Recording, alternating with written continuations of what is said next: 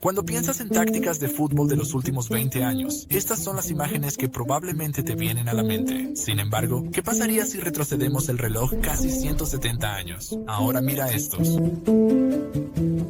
Era una época en la que las formaciones solían parecerse al rugby, y cada jugador en el sistema parecía ser como delanteros. Y estos delanteros rara vez pasaban el balón y simplemente driblaban directamente para marcar el gol. Entonces, ¿cómo pasamos de eso a esto? Esto es la historia de la evolución más influyente en la historia del fútbol. Una historia de casi 200 años que trajo varias tácticas desconocidas y extrañas que aún afectan nuestro juego moderno. Desde el caótico patear y correr hasta el ultradefensivo aparcar el autobús, desde la icónica pirámide hasta los inspiradores Wilhelmes. Y desde ese fútbol total revolucionario hasta el más artístico tiki-taka. Trinitaka, trinitaka, trinitaka. Entonces, ¿cómo se dio esta evolución? ¿Y cuáles fueron esas tácticas históricas de las que estoy hablando? Así que sumerjámonos en la historia de nuestro juego.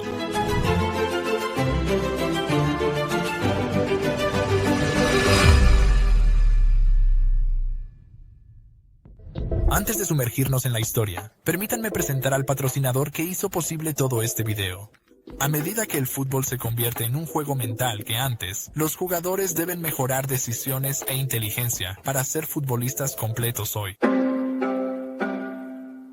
Para entender por qué las tácticas antiguas solían verse así, primero debemos saber las reglas del fútbol. Entonces, cualquier jugador delante del portador del balón se consideraba en fuera de juego y no podía recibir un pase. Esto significaba que no se permitían pases hacia adelante y el balón solo podía jugarse de lado o hacia atrás. Los equipos adoptaron formaciones como estas, donde formaban una cadena horizontal de jugadores. Y la tarea principal del portador del balón era driblar lo más lejos posible y usar su fuerza y habilidades para anotar. Y si lo detenían, simplemente pateaba el balón hacia adelante para que un compañero lo persiguiera.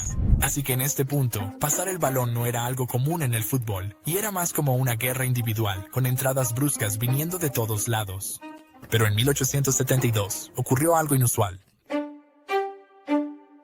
Fue el año en que se jugó el primer partido internacional entre Inglaterra y Escocia, donde Inglaterra se alineó en su formación normal de 1-1-8, que se centraba en el brillo individual. Sin embargo, Escocia adoptó un enfoque más defensivo durante ese tiempo. Y usando esto, de hecho comenzaron a pasarse el balón entre ellos y moverse como una unidad cohesionada. Esto sorprendió a todos, incluidos sus propios aficionados. Por primera vez, el balón se movía sistemáticamente por el campo, en lugar de simplemente ser pateado de un lado a otro. Y esta escena inusual lentamente dio lugar al arte del pase y el trabajo en equipo sobre el individualismo puro. Y para complementar esto, las cosas comenzaron a cambiar con la introducción de la primera regla de fuera de juego. Y esta nueva regla permitía a los jugadores recibir pases hacia adelante siempre que hubiera 3 oponentes, incluyendo al portero.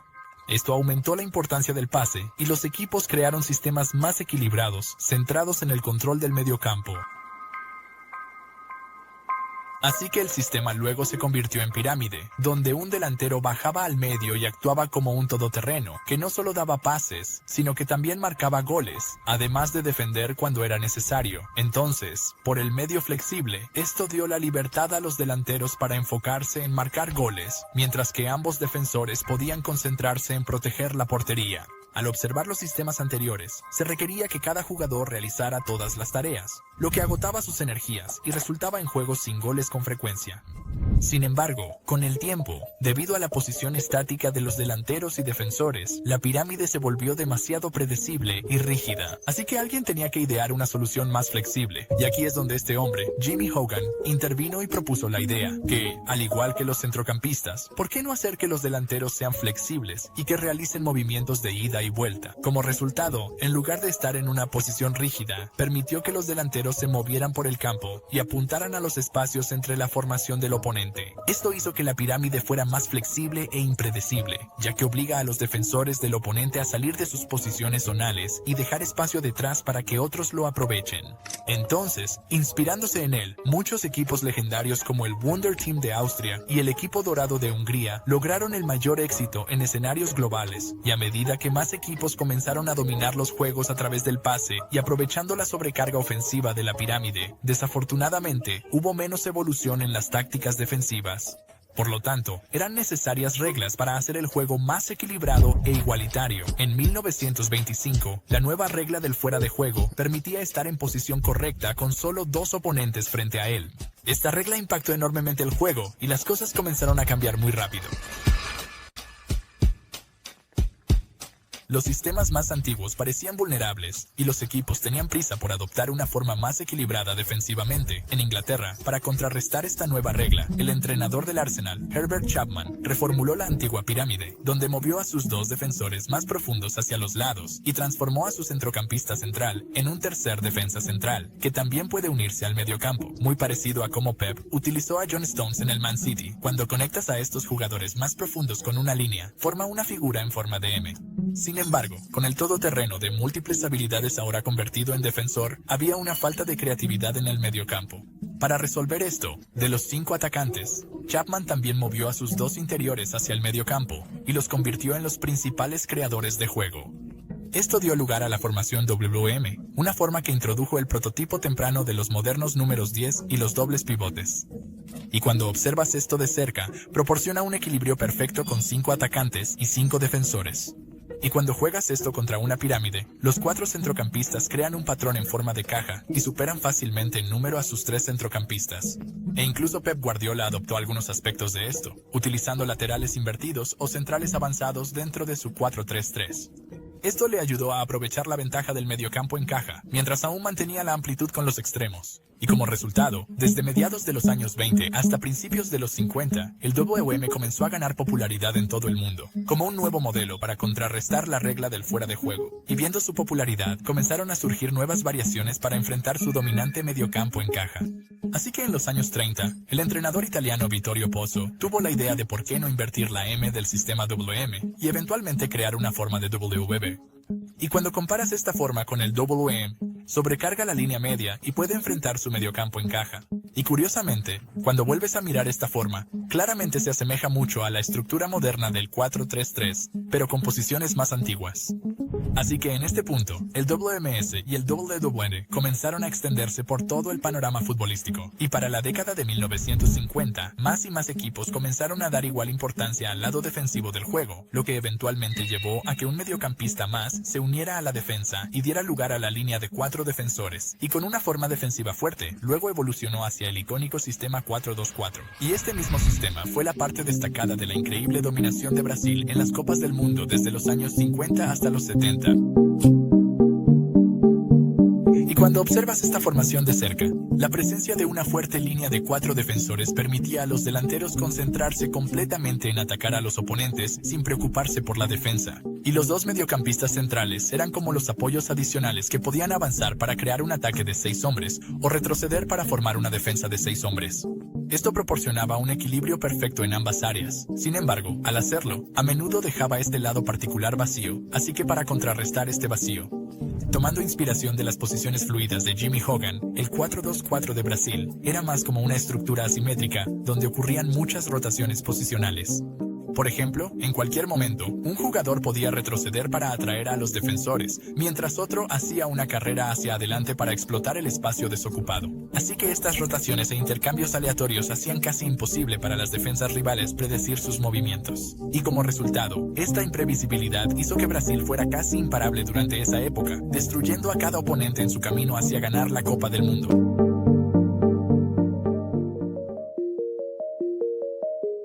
Con los sistemas profesionales convirtiéndose en estándar en muchos equipos, todavía había clubes semiprofesionales que carecían del entrenamiento estructurado y la profundidad táctica para jugar contra estas tácticas. Y uno de esos clubes era el equipo suizo Servette, que buscaba un sistema más defensivo, por lo que su entrenador, Karl Rappin, tuvo una idea interesante, donde en lugar de una defensa tradicional de 4, colocó a su único central más atrás, mientras que un delantero también retrocedía como un tercer centrocampista, creando finalmente una inusual formación 1-3-3-3. Y ese último jugador actuaba como un llamado defensor libre para Karl. Por ejemplo, cuando el balón se jugaba hacia un lado y el central se desplazaba a la derecha para cubrir al lateral, podría dejar al delantero central como un receptor libre. Entonces, este hombre libre avanzaría a la posición desocupada para proporcionar seguridad.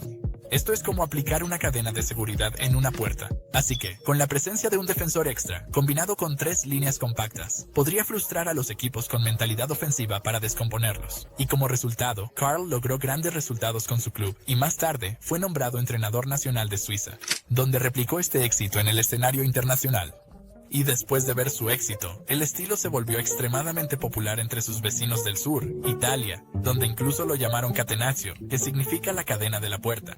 Y ese hombre libre fue entonces conocido como el líbero o el barrendero, quien no solo llenaba los huecos defensivos, sino que también iniciaba contraataques con pases precisos desde el fondo. Sin embargo, en lugar de apegarse a la forma 1-3-3-3, los italianos la refinaron añadiendo un centrocampista más a la línea de fondo y eventualmente creando un 1-4-2-3 o un sistema 1-4-3-2. Y ahora, con 5 jugadores en la parte trasera, el catenaccio italiano proporcionaba una superioridad numérica sobre el ampliamente utilizado 4-2-4. Además, la posición profunda del sistema atraía naturalmente a casi todos los jugadores del equipo contrario hacia adelante, dejando enormes espacios detrás de ellos para explotar con balones largos. Y como resultado, a finales de los años 50 y 60, el catenaccio se convirtió en uno de los sistemas tácticos más efectivos. Aunque puede ser menos entretenido a la vista, cumplía con la tarea de derrotar a los principales sistemas ofensivos de su tiempo. Las defensas italianas son, ya sabes, conocidas por su defensa. Vaya, podría ser, son horribles para jugar contra ellas, honestamente.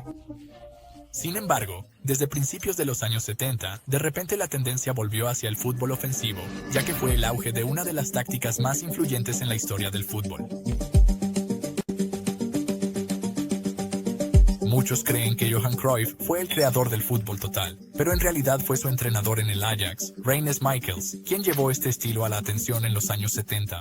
Y cuando miras la formación, al igual que el catenaccio de Carlo Rappen, comenzó con una forma de 1-3-3-3. Sin embargo, en lugar de un líbero rígido, Rinus permitió que este jugador avanzara al mediocampo durante los ataques, formando eventualmente una forma de 3-4-3. Además, en este punto, las rotaciones posicionales aún eran limitadas, con solo jugadores específicos intercambiando posiciones para crear espacios. Pero Rinus llevó los principios fluidos de Jimmy Hogan a un nivel completamente nuevo, donde permitió una rotación posicional completa dentro de su sistema. Así que ahora cualquier jugador puede moverse a cualquier posición, siempre y cuando se mantenga la estructura básica. Esto hizo que el sistema fuera casi imposible de predecir para los oponentes, y constantemente creaba espacios dentro de su estructura. Al principio eso era algo de lo que la gente se reía, porque no entendían que era fútbol. Y hasta que tuvo resultados. Y la gente lo disfrutó, a la gente le encantó, y ahora es un mundo fantástico. Además, mientras atacaban, hacían su forma lo más grande posible para extenderse por todo el campo, con el propósito de estirar la forma del oponente también y obligarlos a defender áreas más amplias, lo que resultaba en abrir líneas de pase para explotar. Y por otro lado, mientras defendían, hacían lo contrario. La forma se volvía lo más pequeña posible hasta alcanzar la línea de 25 metros verticalmente. Así que esto obligaba a los oponentes a atacar con el balón dentro de este espacio limitado. Entonces, ¿qué es la defensa? La defensa es una cuestión de cuánto espacio tengo que defender. Si tengo que defender todo ese jardín, soy el peor. Si tengo que defender esta pequeña área, soy el mejor. Todo tiene que ver con metros. Así que desde los años 70 hasta los 90 el fútbol ofensivo tuvo gran regreso. Sin embargo, aunque los partidos seguían teniendo pocos goles y eran menos emocionantes, porque la antigua regla del fuera de juego, las líneas defensivas empujaban a su segundo defensor hacia adelante para neutralizar los ataques. En 1990, las nuevas reglas del fuera de juego permitieron que un jugador esté en posición correcta incluso contra un defensor, si está al mismo nivel que el penúltimo defensor. En el momento, el balón es liberado por su compañero de equipo. Esto no era así antes, ya que el atacante necesitaba estar detrás de 2 defensores para estar en posición. Este cambio dio una gran ventaja a los jugadores atacantes, que pueden engañar a la defensa cronometrando sus carreras para estar al nivel de la línea defensiva. Tener un líbero en la parte trasera se convirtió en una oportunidad para que los atacantes explotaran y se mantuvieran en posición correcta. Así que a mediados de los 90, muchos equipos comenzaron a jugar con una línea de 4 defensores y trajeron más atacantes al mediocampo, creando eventualmente una estructura 4-4-2. Y cuando observas esto de cerca, proporciona un equilibrio perfecto al cubrir tanto las bandas como las áreas centrales de manera efectiva, lo que permitió a los equipos cubrir casi todas las partes del campo. Además, en defensa, se transforma en doble muralla de 8 hombres, cubriendo zonas defensivas con al menos 2.5 pulgadas de espacio, 2 jugadores en cada área. Así que esto hace increíblemente difícil para cualquier oposición romper esto. Y debido a esto, el 4-4-2 sigue siendo utilizado por casi todos los equipos de élite cuando están sin posesión. Además, una de las otras variaciones de esto fue desarrollada por Sir Alex Ferguson. Cuando reconoció lo que los dobles pivotes tenían que hacer, el trabajo defensivo también, realmente había una falta de un creador de juego central para apoyar a los delanteros y proporcionar creatividad central. Así que para lograr esto, Sir Alex retrasó ligeramente a uno de los dos delanteros, para actuar como un enlace entre el delantero y el mediocampo. Y cuando observas de cerca esta variación, claramente iba a evolucionar hacia una estructura moderna de 4-2-3-1. Así que, Sheesh, a principios de los años 2000, cuando el 4-4-2 comenzó a ganar popularidad en todo el mundo, surgió una variación más en el Milan de Italia, donde Carlo Ancelotti reconoció una debilidad más importante de este sistema, al observar nuevamente esta formación. Aparte de brindar protección desde las áreas más amplias, con solo 2 jugadores en el centro, realmente luchaba contra un mediocampo estrecho de 3.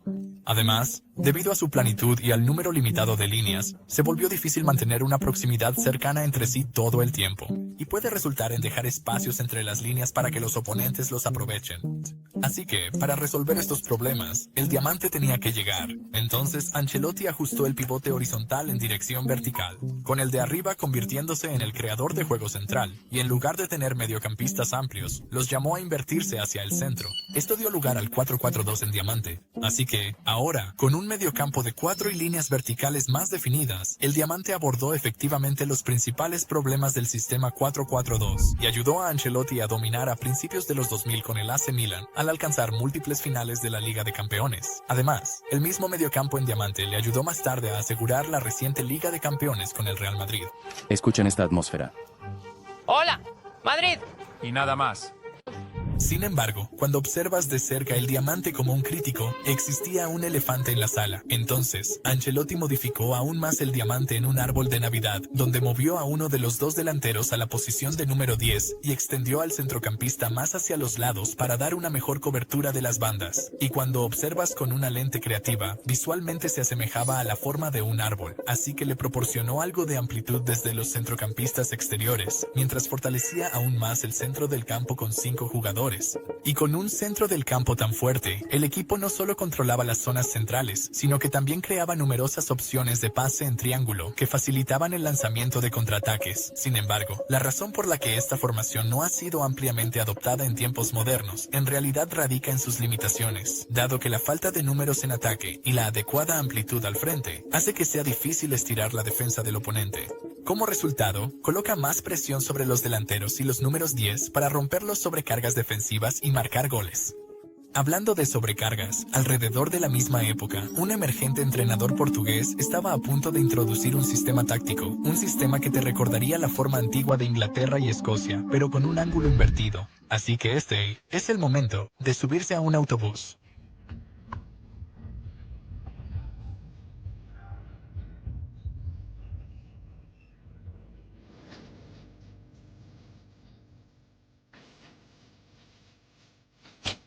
No jugaban al fútbol, solo defendían y, como decimos ahora en mi país, trajeron el autobús y lo dejaron frente a la portería. Este era José Mourinho, quien una vez criticó a los Spurs por aparcar el autobús contra su equipo. Pero, irónicamente, el mismo entrenador más tarde se convirtió en el emblema de este estilo cuando ganó títulos, famosamente usándolo. Así que, aparcar el autobús típicamente significa que los 11 jugadores están en el sistema. Esencialmente toman el papel de defensores, donde su objetivo principal es hacer el área lo más pequeña posible y siempre posicionarse zonalmente. Como resultado, casi no dejaba espacio para que los oponentes penetraran y reducía significativamente su probabilidad de anotar. Pero primero, ten cuidado con este aspecto porque... ¿Podemos tener un autobús de 2 pisos? Gracias. Además, Mourinho instruye a sus jugadores a no recuperar el balón intencionalmente y en su lugar dejar que el oponente mantenga la posesión. La razón era que, si ganaban el balón y comenzaban un contraataque, el oponente podría intentar presionarlos nuevamente y recuperar la posesión. Y ahora, con esa forma compacta al estar dispersos, los oponentes podrían encontrar fácilmente espacios para anotar. Así que el enfoque era nunca perder su disciplina posicional y mantener la estructura defensiva a toda costa. Sin embargo, en lugar de jugar así regularmente, Mourinho solía usar esta táctica cuando protegía una ventaja estrecha o jugaba en un partido de ida difícil. Y gracias a su estricta configuración defensiva, Mourinho llevó al Inter a un increíble triplete en la temporada 2009-10, donde derrotó al imbatible Barcelona en el camino hacia el trofeo de la Liga de Campeones. Bueno, la gente dice que aparcamos el autobús, pero no es cierto. Aparcamos el avión, no el autobús, el avión. Además, simultáneamente, algo interesante estaba sucediendo. El popular sistema 4-4-2, que era utilizado por casi el 50% de los clubes hasta 2009, de repente sufrió un fuerte descenso a solo el 12% para 2012.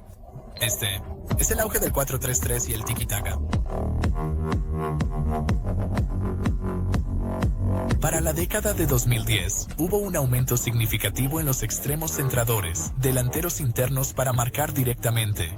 Así que esta tendencia transformó el papel de los mediocampistas laterales en el de delanteros interiores, o extremos. Y para proporcionar equilibrio, los equipos comenzaron a favorecer dos mediocampistas centrales junto a un único pivote, o aplicar un número 10 frente a los dobles pivotes. Y una de esas primeras formaciones se convirtió en una parte integral del famoso fútbol tiki-taka del Barcelona.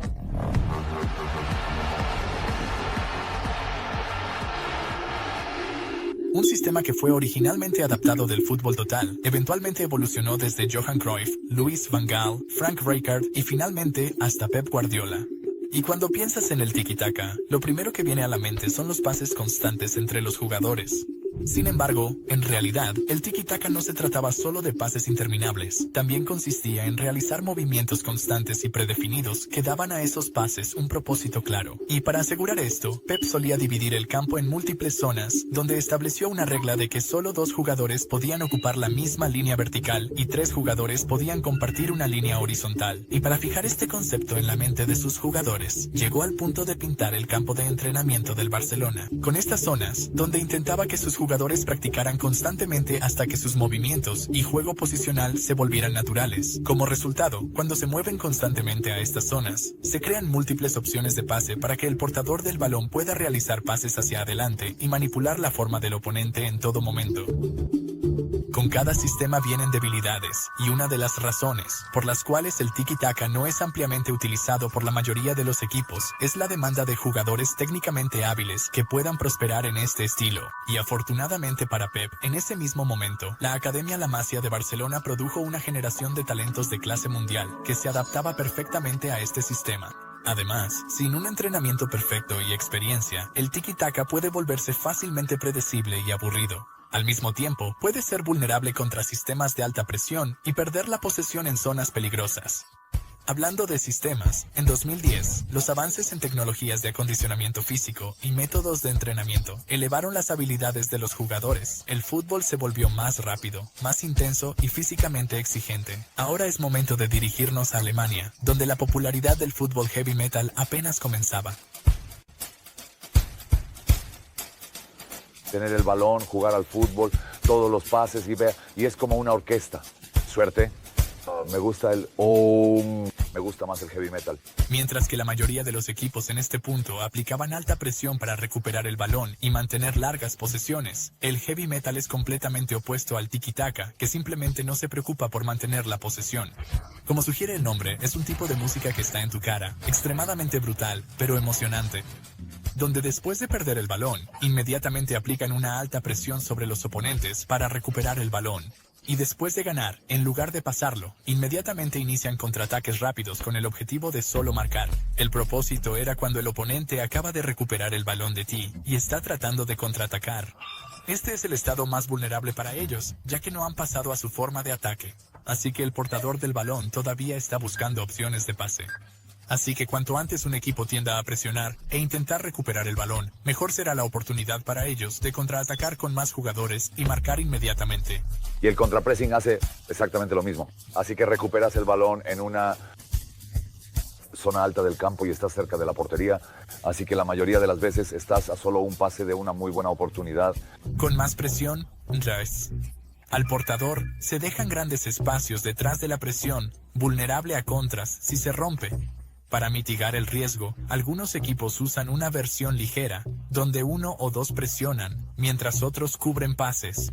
Así que, en este punto, a mediados de la década de 2010, junto con el heavy metal, también hubo un resurgimiento de un sistema de Italia que evolucionó hacia algo mucho más ofensivo y entretenido que antes. Esta es la tendencia de las defensas de 3.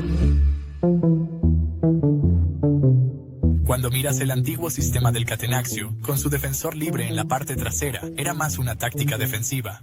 Pero ahora el hombre libre es ahora un defensor con balón. Los laterales ahora son híbridos de extremos y laterales.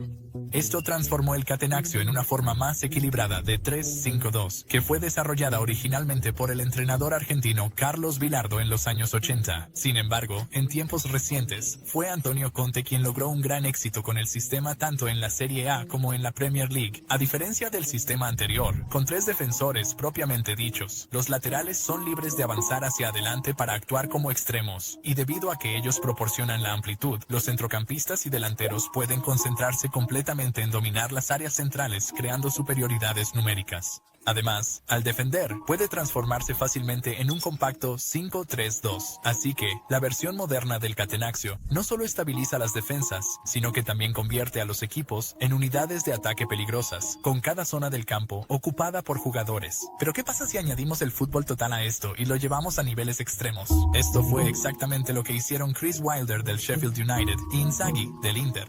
En sus variaciones, junto con los delanteros y centrocampistas rotando entre sí, no es raro ver a los 3 centrales avanzar hacia el mediocampo o incluso hasta posiciones de delanteros.